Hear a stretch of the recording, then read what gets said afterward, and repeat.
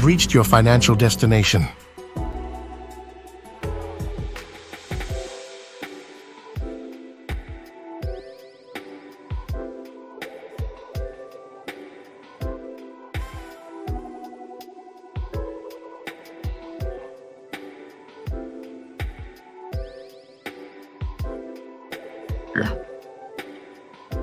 How about now?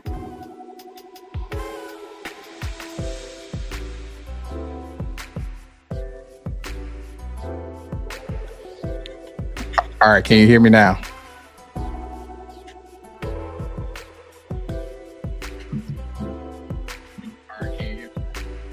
All right, cool. I'm testing my own self out on my phone, but all right, so we're good there. Let me get the music down a little bit. Make sure I can hear us.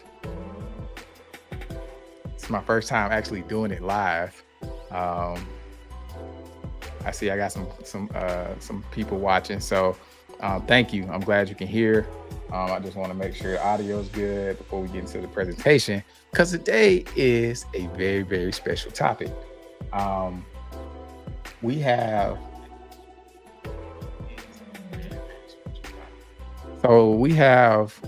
this month in the financial literacy world.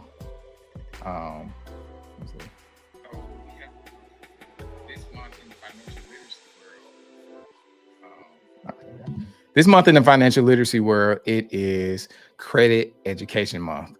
So each month, I'm a part of this organization that each month they send out an email about what our awareness topic is for the month. So some months they'll send one thing about maybe life insurance. One month they'll send something about investing. One month they'll send something about saving money or whatever it is. But this month is Credit Education Month, y'all. So I wanted to make sure that I did not let this month go by without giving a class, is what I like to kind of refer to things. So to do a class about credit, how to build your credit from scratch, how to improve it if you've already established some type of credit, and just how to really get a better relationship or an improved relationship with credit. As we all know, money is really about a relationship. Your money relationship is really where your stress, the height of your stress or the height of your panic gets determined. If you have a good money relationship, then things are kind of, smooth sailing. If you have a bad one, then you're more than likely stressed a bunch. So today we're going to talk about foundational principles associated with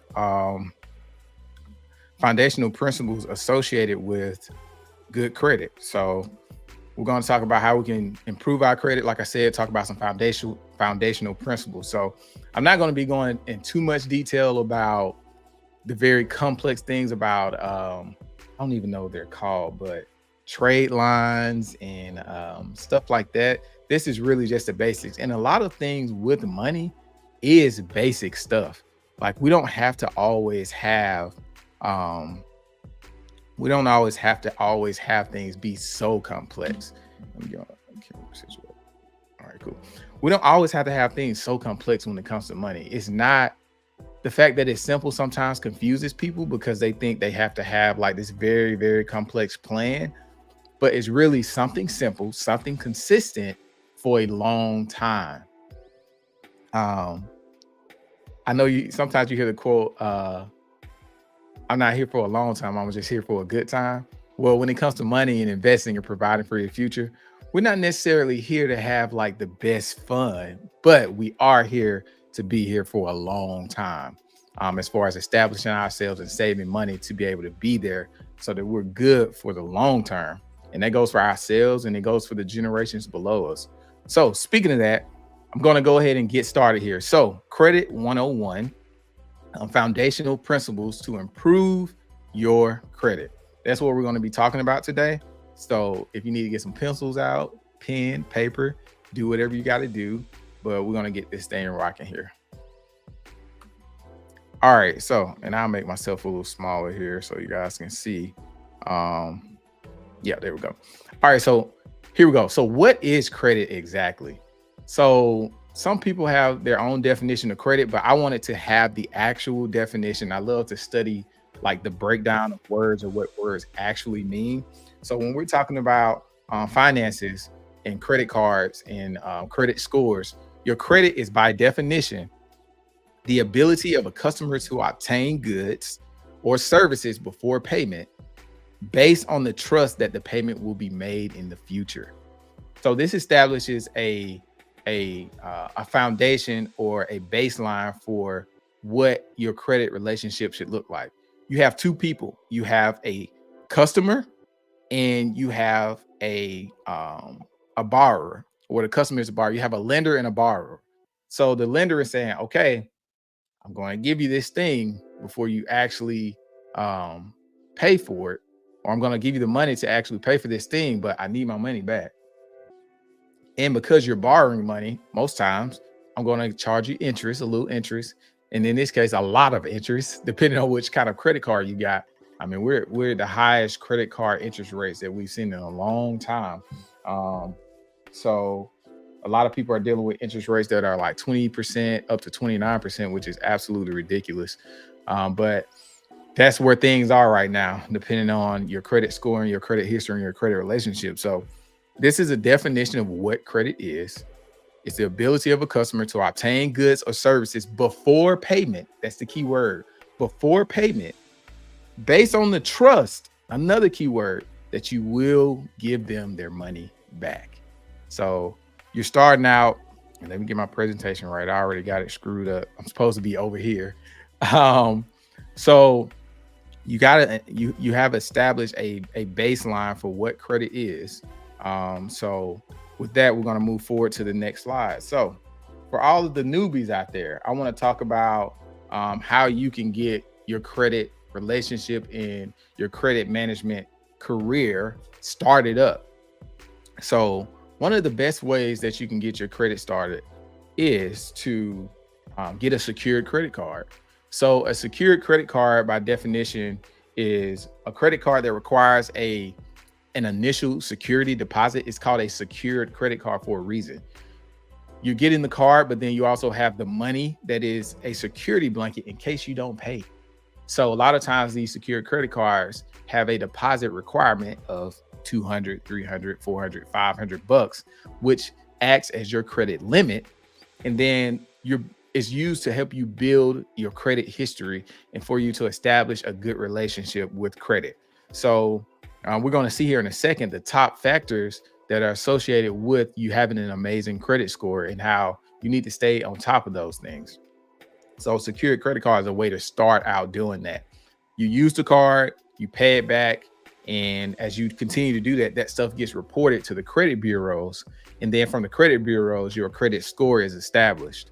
So even if you have a secured credit card and it does have that deposit that's like the security blanket for it, you don't want to use that security deposit as like a risk of saying, I don't want to pay it. They got the money, that's going to come off as a late payment or a late fee or a ding on your credit report. And you do not want that smoke starting out. I promise you, you don't want that smoke. So if you get a secured card because you have good intentions of establishing your credit, do right by it. Please do right by it. All right. So the next thing that we got here is the other way is for you to be added as an authorized user. So this is usually something that works well if you have parents that are decent with their money. They have good credit already, and you want to and they add their kid on as an authorized user. Now, some people do this a little too early. Some people do it when their kids are, 10, 11, 12 years old, but that leaves so much space until you become 18 where you can start getting your own cards for mistakes to happen. You never know what happened. Maybe hard times come and they forgot that they had you as an authorized user and they get behind on their payments because maybe they lost a job or maybe they switched their career or maybe their income got decreased because of, whatever reasons. I mean, speaking of the government, like people go on, get furloughed and then they don't get paid. You can't pay your bills sometimes. So don't do it so early. You want to do it within, I would say, 1 to 2 years of the child actually becoming 18 years old. because then you're closer to the time when they're going to be able to establish their own credit. So by the time you get 18, and even if you stay on their account as an authorized user, your credit score will begin to increase because now you are using the card, because you get a card when you're as an authorized user. But the loophole is you're not liable for the payments. The authorized user is not liable for the payment. So make sure you have a very, very good conversation with the authorized user, and then also the authorized user is having an understanding from the adult of their expectations from them.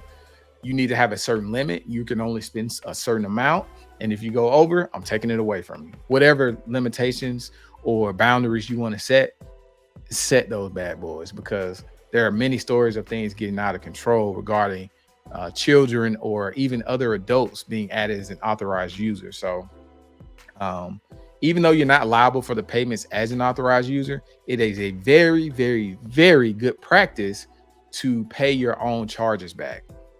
It gets you in the habit of paying back what you owe. It's not just a free for all. Just go spend just as you please.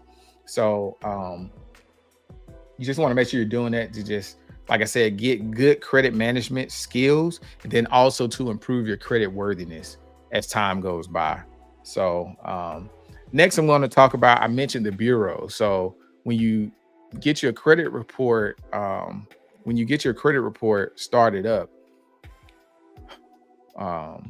it gets reported to the bureaus, and all the bureaus is the main purpose is they collect data about all of your information, all of your transactions, all of your credit limits, all the money owed, any information about you, any places you moved, your addresses, your contact information, on-time payments versus late payments. It keeps track of all of that stuff. So the reason you don't want to play around with that is because it has all of that dense data about if you're a good borrower or not. So when you get into credit, and I know I just talked about the newbies, but I mean even the vets in the game, as far as, you know, adults that have had credit for a long time, people still get caught up in not doing what it's supposed to do regarding their credit, which results in you having a bad credit score at the end of the day, which a lot of us don't want to have. The whole point in this class today is to talk about things we should be doing to get us a 700 credit score or better in the long, you know, in due time. It's not going to happen immediately. You got to put that work in over time to build your score up. I don't know about any scams. I don't know about all the hacks, as far as like, and hacks are good things, but the scammers are scamming.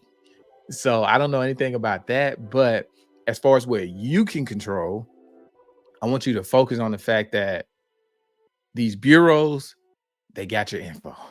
So don't go tripping and trying to think you can, you know, do things or do shortcuts or I don't know, cut corners. Don't even try it. All right.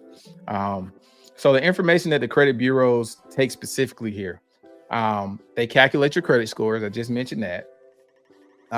They make it's used to make lending decisions, such as whether to offer you a credit card or a loan at a particular interest rate. In some pre-employment situations, they do background checks, and your credit worthiness is a factor in if you get employed or hired or not. And also, it's used to decide whether you may have to pay a deposit or not for utilities.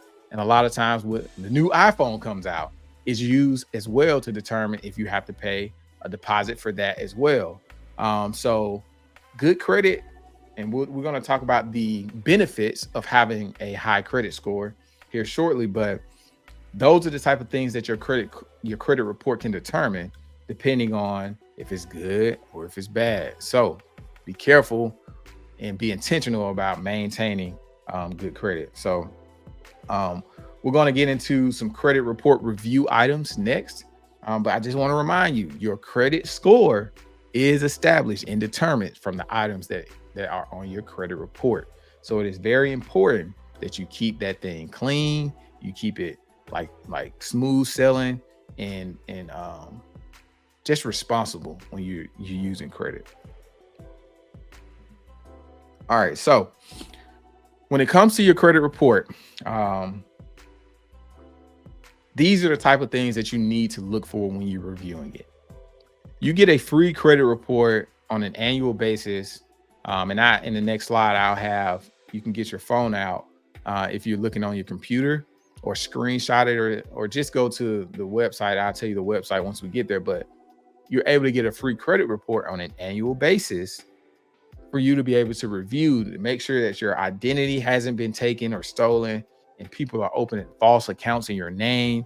Make sure you don't have any delinquent errors on your account that maybe you need to dispute. Making sure you are in tune with any late payments, 30 days, 60 days, 90 days, 120 days, like those type of dings on your credit report can make your credit score go down. And it goes down easier and quicker than it does going back up. So be very mindful of that. So you want to be checking for identity errors. Identity errors are things where you want to look for verification of your contact info, such as your address, your phone numbers, and your name. Accounts with names that are similar to yours or the same as yours. I have a very unique name, so if somebody is trying to use my name, they got really, really creative. But the last thing is incorrect accounts added from identity theft, like I just said a second ago. The next thing is incorrect reporting of account status.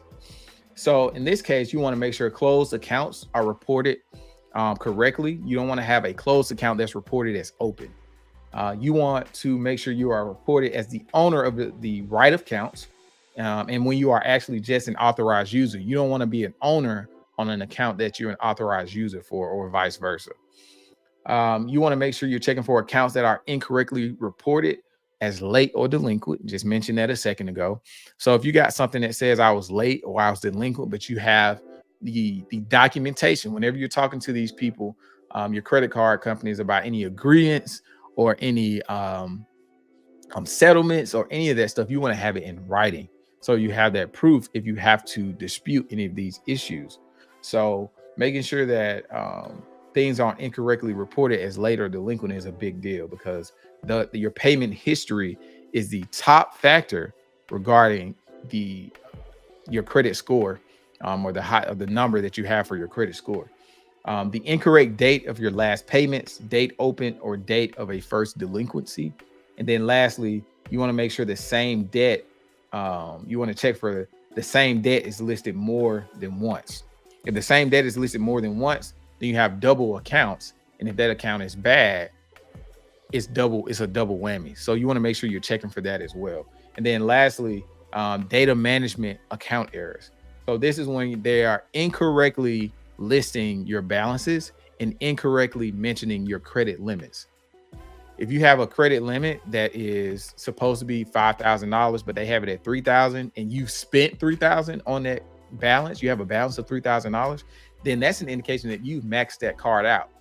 But if that's incorrect, and our card has a limit of $5,000, but our credit report has an incorrect limit of $3,000, we can get that fixed.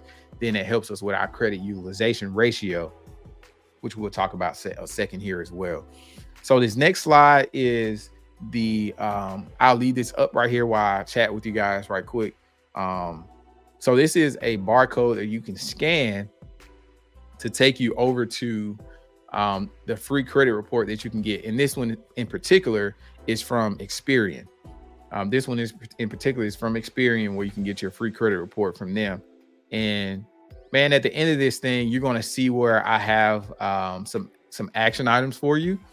Whenever I do these, I always want to have actionable items for you to go and do and to explore, to be able to improve your situation. That's my whole goal. My whole goal is for you to get on a straight and clear path while you're on your financial journey. Wherever you're headed, I want you to be on a clear path when you're trying to get from location A to location B. And these action items will help you get there. So right now, if you think about a navigation system, it always identifies what your current location is. Well, you're trying to go somewhere. So you put in that new destination, you put in that new place, or in our case, when we're talking about money, that new goal that you're trying to reach. You put that in, and what the navigation system does is it tells you how to get there. So if I'm at a credit score of a 500 and these action items will help me get to a 700 over time, then I need to be being intentional about actually putting those things into play and executing those different action items if it's applicable to my situation. So I really want you guys to take, this thing serious. Credit is one of the most important things that we have out there. Cash and credit, they work hand in hand. I really like to help people become better cash managers first, and then we start talking about credit. If you can't manage your cash, how can you make sure you have enough money in your accounts to make sure you're paying off your credit and establishing great relationships there? So by now, I feel like if you wanted to go, use this barcode, you've done it by now. So we're going to move forward here. So yeah, credit scores. Everybody knows, or I'm assuming everybody has heard of, your credit score and how important it is and stuff like that. So the credit scores, they range from 300 to 850. The score is developed from the information that comes from your credit reports, as I stated just a few moments ago. So be careful with your credit report. And I keep saying that over and over again in doing this webinar, this class, this presentation. But yes, don't play around, because it's going to get noted. So I'm just going to go over the credit score ranges right quick of what's poor, fair, good, and very good and excellent. So below 580, that is poor. That is bad. You're going to have high interest rates. You're going to get denied for loans. You're going to get denied for credit cards and cars, and it'll be tough for you to get a home. Sometimes it'll be tough for you to get an apartment. You have a large deposit that's due to you before you even get access to some of those things. 580 to 669 is considered fair. 670 to 739 is considered good. 740 to 799 is very good. Then excellent is 800 and above. Now, you can get a certain score, but don't get so stuck on it, because it does fluctuate every now and then. And if you're doing things right, it's only fluctuating a few points here and there. But if you're losing 100 points and stuff like that, that's when you know you've got off track regarding your credit management. So those are the ranges that that list out the certain type of like status of your credit. Those are the ranges. And the main scoring model that I'm getting these ranges from is FICO. So FICO and Vantage Score are the two credit scores that you will see on a regular basis. Those are the two that I would say mean something. And FICO is the OG. Like FICO is the one that has been around, and then Vantage Score came around as a competitor of sorts. But FICO is like the one that most people know about and most people hear about when you apply for loans and stuff like that. And then there are multiple scoring models for both of these, but FICO 8 is the one that you will see the most. The other ones go into like auto loans. That's another FICO number. Car loan, I said auto. Home loans, that's another number. Every type of thing has a particular FICO model that some of them use. So yeah, FICO is the main scoring model that we got those scoring ranges from, if you're going back to reference that for any reason. All right, so this next slide is very, very important, because it's going to go over the reasons why your credit score is what your credit score is. And if you've done these things well, then you have a good credit score. If you haven't done these things well, you have a bad credit score or whatever. But the 5 score factors. The 5 score factors. So payment history is 35% of your credit score. Credit utilization is 30%. And that is a heck of a word, ain't it? Credit utilization is 30% of your credit score. Credit history is 15%. Credit mix is 10%. And new credit is 10% as well. So I just wanted you to see those things because those are the top 5 factors. What we're going to do is talk about the top 3: payment history, credit utilization, and your credit history. Your payment history, making debt payments on time, is the top thing that you need to be making sure you're doing. If you're making late payments, no one wants to deal with that. When and think about yourself, like, be honorable and be righteous with your credit. You don't want to be a person that is being a hypocrite, because at the end of the day, if you let somebody borrow money and y'all have a agreement that the due date is going to be on a certain day, when that due date comes and they don't get you your money, what happens? You're stressed out. You want to go find them. You texting them. You call people like, should I say something? Or you don't call anybody. You hit them up directly like, hey, where my money? Where's my money? So you don't want to be that person that, just because you don't know, the credit card isn't necessarily tied to an individual, it's tied to a corporation. But you don't want to be the person that says, oh, they let me use this credit card and they'll be all right. The only person you're really hurting is yourself. You are hurting yourself. I'm telling you right now. So don't be that type of person. And I'm looking at my notes here. So making debt payments on time every month benefits your credit scores more than any other single factor. Just one payment made 30 days late can do a significant type of damage to your score. An account sent to collections, a foreclosure, or a bankruptcy can have even deeper, longer lasting consequences. And in certain cases of bankruptcy, depending on which type you do, whether it's Chapter 7 or Chapter 13, that thing can be on your credit report for 7 to 10 years.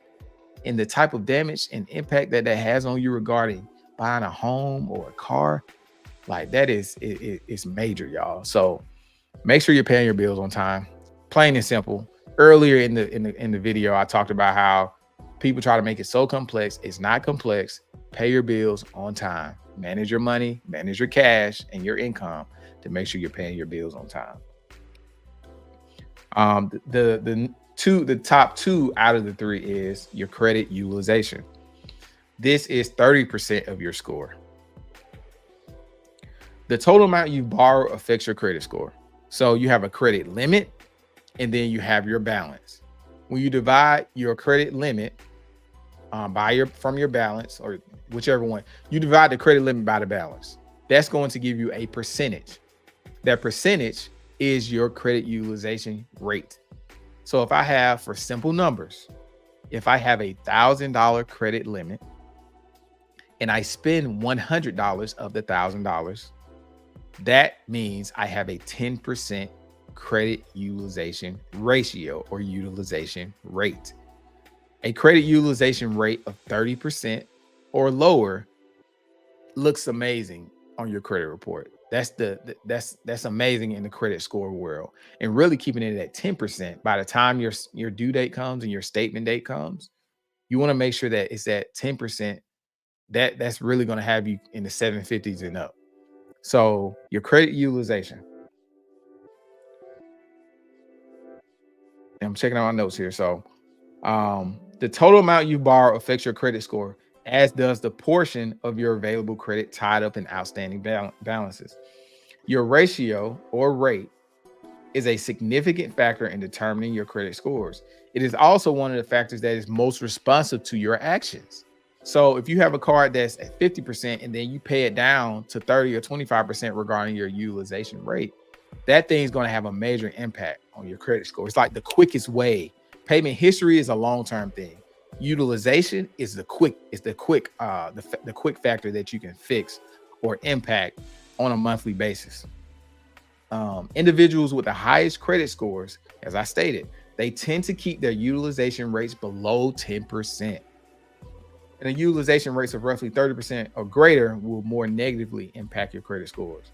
So paying down your higher your cards with the higher utilization rates, those are the ones you want to focus on. And I actually have my video, which I think we're gonna get here in about 3 slides.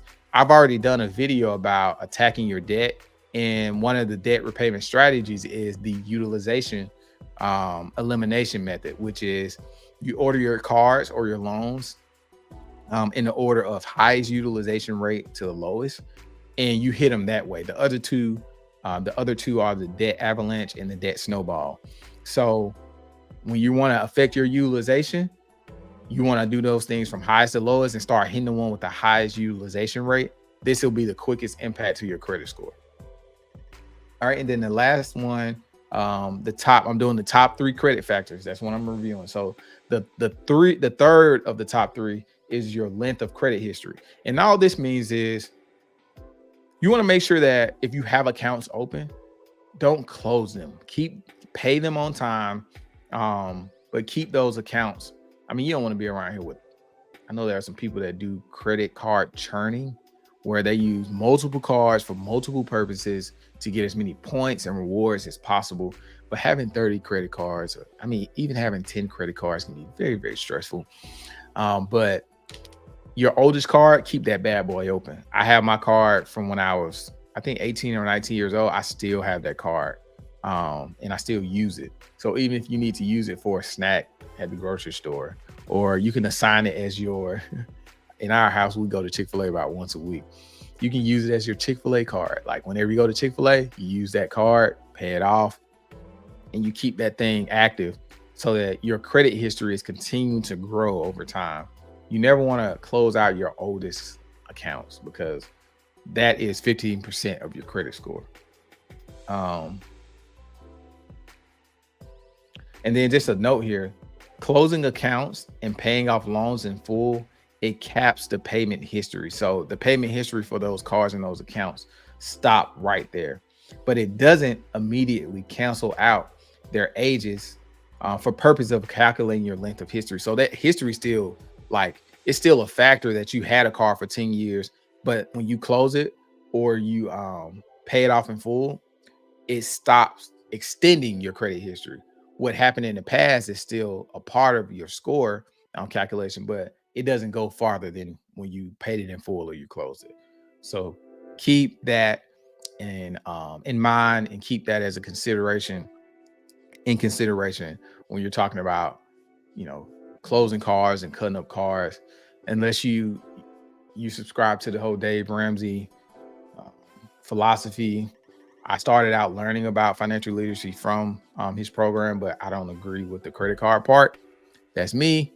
Do you? I just really hound people about being good cash managers and money managers so that you can pay your bills on time when you're using a credit card. So next, I want to talk about high score benefits. So I'm just going to hit these right quick. When you have a high score, when you have a score that is 700 plus, you in the game, baby. Like, that's where you want to be. You want to have, and let me go back here. Let's see. It says a good credit score. So 670 and above, we'll rock out like that. 670 and above, you're in a good spot. You have lower interest rates. You have higher credit limits that are offered to you. Like sometimes you don't even have to go and ask for a higher credit limit. It's offered to you like, hey, do you need more credit? Like, do you need to increase your credit limit? A lot of times they'll ask you to update your income and that'll have a factor. And if you get an additional credit limit added to your account, stuff like that. But lower security deposits or zero security deposits, depending on what you're dealing with. So you're talking about utilities, talking about getting a new phone that a lot of people finance their phones. Talking about those types of things, you can have a zero deposit or a very low one. In insurance rates, so whether it's life insurance or car insurance or disability insurance, whatever, home insurance, I think it's auto and home, and those are the two main ones that are impacted by if you have a high credit score or low credit score. And then you get the opportunity to have access to more cards, cooler cars with more rewards, better rewards, cash back, higher percentage back on your purchases, air miles, sky miles, like all types of stuff. When you have bad credit, you don't have access to those types of things. And even though with some of those cards, you have an annual fee because the rewards and the points are so good, it's still an offer to you when you have a higher score. So whether you use the cards that have a fee or not, it's totally up to you. But when you have a low credit score, you don't even have the opportunity to get access to those things. So be very mindful of that. All right, so next, we're going to talk about some important dates. All right, this one is, I've read about it, but when I first read about it, it kind of sounded complex, but I feel like I've simplified it to just breaking down to these 3 things.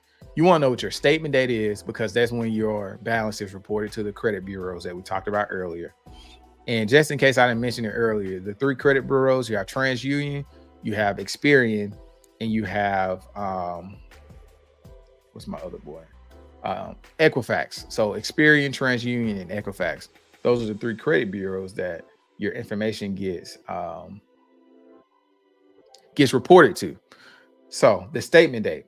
The statement date, once a month, your card issuer compiles all of your activity on your card and generates a statement. This statement has your statement balance, which is an indication of what you owed at that time. You want to have that statement balance be that number that we talked about, 30% or less of the credit limit. The statement balance needs to be that number or 0, because if you're continuing to use it and paying it off, you still are establishing a good relationship. But some people will say you want to leave at least 10% on there just so they know you're using it, and it lets them know that, oh, this is a good borrower. We can continue to give them more access and higher credit limits. So that statement date is very important. The due date is when it will be determined if you have late payments or not. So the due date is a date that you really, really want to make sure that it's on auto pay. I would say have the minimum payment on auto pay. And when you have, and we'll talk about this in a second as well, I always get ahead of myself, but this stuff makes me so excited. But the due date is the date that your bills due. Like, come on, man, give me my bread, my boy. You want to make sure you have that thing on auto pay. So when you have it on auto pay, that's an indication that I would say you have some good, decent money management skills. And that's where a budget comes in. And I'll talk about that a bit more in a second. You want to have a budget so that you know you have enough money to have your cards and accounts on auto pay. So that's the statement date. That's the closing date on the account. And that's what's reported to the credit bureaus regarding your utilization rate for the account. The reporting date. So in unison with the statement date, the reporting date is it's the date when the card issuer reports your balance to the credit bureau. So the statement date and the reporting date can kind of be confusing a little bit, but they both are a time where there's a stamp, a date stamp put on your information regarding that credit card or that credit account. So a lot of times the reporting date it's not officially listed on your statement. So you may have to call and say, all right, listen, when do y'all tell Experian and TransUnion and my boy Equifax, when do y'all tell them how much I owe or if I pay my bills on time? And they'll tell you, they should be able to tell you when that reporting date is, but ultimately pay your bills on the due date. And when the statement date, the statement date is usually a few days, the due date, and then the statement date is a few days after that. If you pay it off or you get it down to that particular percentage that you want it to be, just chill out for a couple of days until the statement date happens, and then, start back using it. If you pay the due date and then the next day, you pay it off on the due date, then the next day you're like, oh, I paid it. Now I can start over again. You're going to run the utilization back up, and then your statement date is going to happen. And now you have all that money back on your account. So hit the due date, chill out for a few days. And then after the statement date, then you can start, doing your thing again. All right. So this is the video I was talking about. Regarding the repayment strategies about the debt snowball, the debt avalanche, and then the utilization elimination method regarding paying off any debts that you have. So this is the name of the video. If you're on YouTube watching this right now, you'll be able to, access my channel and see this video.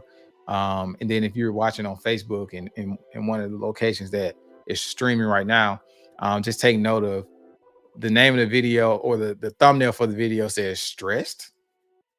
Get rid of your debt now. And that talks about how to pay off any credit cards or any debt that you have going on. So we're almost making it towards the end here. So yeah, so this next slide is 10 tips, which is basically can summarize everything we talked about. So 10 tips for a 700 plus credit score. Create a budget. There's no reason that you should have a credit card and you're spending beyond your actual cash that you make on a monthly basis. Yes, emergencies happen. I understand that. But when it comes down to trying to actually use your credit properly, your credit is not an extension of your income. It's not like, oh, I make $6,000 a month, and then I have a $5,000 credit limit. So really, I got about $11,000 I can spend a month. No, that's not how it works. Your credit should be used as a replacement, a temporary replacement for your income. And let me let y'all see my face. See my face a little bit. Your credit is a temporary replacement for your income that you have coming in on a regular basis. It's not an extension. It's not an add-on. It is a replacement that you pay back, and you can use it again and continue to do that process to establish your good relationship with your lenders. It's not an extension. Remember that. All right, so that goes along with creating a budget. Like, make sure you're spending within the lines of what you actually make. That's like a major deal. Pay your bills on time. We talked about that. That's the number one factor that's associated with your credit score. Keep your utilization rate at or below 30%. That's the second factor, the second most important factor of your credit score. The third important factor of the top three is building your credit history and maintaining your credit history by not closing old accounts. And with the current accounts that you do have, keeping them in good standing. You need to make sure you're doing a credit report review on a regular basis. So making sure you're going over there checking for any inaccuracies, any errors, any names that are not your name, any identity theft situations. No collections. Collections are associated with very, very, very, very, very late payments. And what was the second thing we just talked about here? Paying your bills, on time. So when you don't pay your bills on time and you pay them late for a long time, things get sent to collections. That is a major ding on your credit report. So it's a major impact. So don't fool around with paying your bills on time. Avoid co-signing. I know a few people right now that are holding a bag for somebody they co-sign for, and it is not pretty. So try to avoid co-signing by any means necessary. Paying twice a month on your card. If you know you use the same amount every month, pay half of it halfway through and then pay the rest at the due date. What this does is your interest is calculated, and more than likely, if you're paying it all the way off, you're not getting any interest. But if you are, it decreases the amount of interest that's calculated for that card in that account when you pay it multiple times a month. And psychologically, it just feels like you're paying a smaller amount. Like, if I have $1,000 that I'm spending and I know I got to pay it back, even though you know you're getting that money, to look in your bank account and say, oh, my money's still there, but I need to pay off this card. But that money looks so good, but I need to pay this card. Like, stop playing. Like, when you pay a smaller amount, it kind of has a smaller impact on your psyche. Like, it's like, oh, I'm only paying $250 or I'm only paying $500 compared to the big lump sum at one time. So paying twice a month is a tip. Early and responsible start. So we talked about getting started early with a secured card. That's one way. And that's if you are starting out or trying to improve your credit. A secured credit card is helpful. And then also The responsible start is when I'm mentioning the authorized user part. Make sure the owner of the account and the authorized user of the account you want to make sure y'all have an agreement. Y'all are on the same page about who's doing what, when, and why, and how much, and all of that. Like, y'all need to be on the same page, because if things are done improperly or wrong, it can really damage the relationship and really mess up both of you guys' credit. So those are the 10 tips for a 700 credit score. And I talked to you guys about how at the end of this, we're going to have some action items. So get ready. So here are your action items. And I have 7 action items here that are very similar to some of the tips we talked about. And then also they were mentioned during the presentation. So the first action item, create a budget. The reason you create a budget is because you don't want to be spending beyond your means. When you spend beyond your means, that's an indication of greed. That's an indication of poor management. And I don't know, it's just being irresponsible when you're spending beyond what you make. You got to just live within your means. Act your wage. You've heard that before. Act your wage. If you're making $6K and you want to only spend 5 of it, then spend the 5 and that be it, and keep the extra 1,000 in your account for a cash cushion or a buffer between what you know, when you need to. When I talk about a cash cushion, I'm talking about you have a buffer in your bank account. And what I call it is it's the space between peace and panic. So if you get below that $1,000 cash cushion or that $500 cash cushion, that's a sign for you to slow down, because you're getting too close to experiencing overdraft fees or having a card decline and being embarrassed in a store. So creating a budget can create boundaries around your spending. And it also creates a freedom, because it's not only boundaries about how much I need to not go over, but it's also a freedom saying, okay, this is how much I can spend. So make sure you're creating a budget. Next, I want you to go and download and review your credit report according to the presentation that we just talked about a second ago. The slide in the presentation that we just talked about a second ago that talked about identity errors, incorrect reporting of account status, and data management account errors. So if by the time we get done with this video, you can, go back and check out what I said about those 3 areas that you need to review, and just take notes on how you need to review your credit report.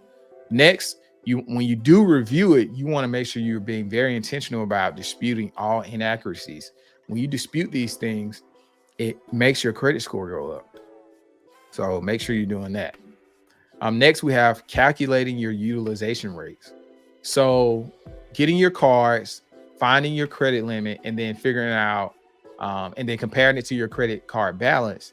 That way you'll know if you're in good graces regarding the top, the number 2 factor regarding your credit score, which is your utilization. You want to know what that number is. It's very important that you know what that number is, because it impacts your credit score the quickest. Make a plan first of all, you need to be making a plan to pay off your debt in general, especially credit card debt, because the interest rates are so freaking high. They're so high that it outweighs anything that you can be doing on the investing side. Like right now, a 25% interest rate credit card, the money that you're owing, the debt that you're being charged, is more than any account or any investment on a long-term or basis. Yeah, you can get a 25% return, short term. But on a long-term basis, and talking about averages regarding the whole stock market, you're talking about an average of 8 to 10% returns, 8 to 12% returns over the long term.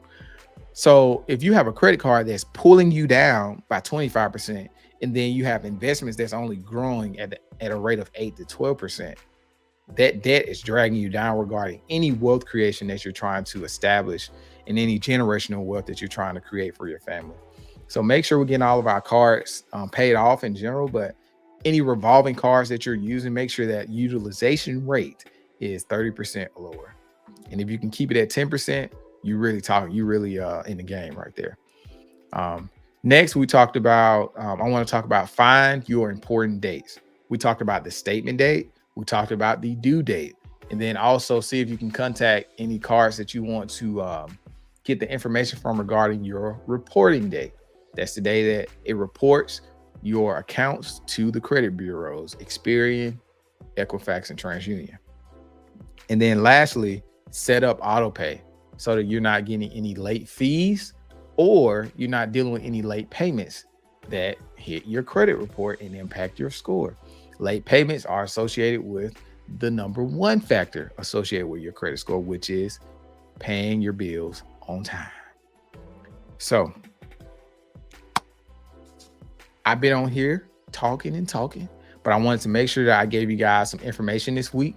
My goal is to get you something every single week to help you be able to create a navigation system for your money. You hear me say it. That system helps you become, it helps you go from lost to found whenever you're dealing with your financial journey. And really my goal is to help millennials that are financially lost and underinvested, and to help them get to their first $100,000 in their investment accounts.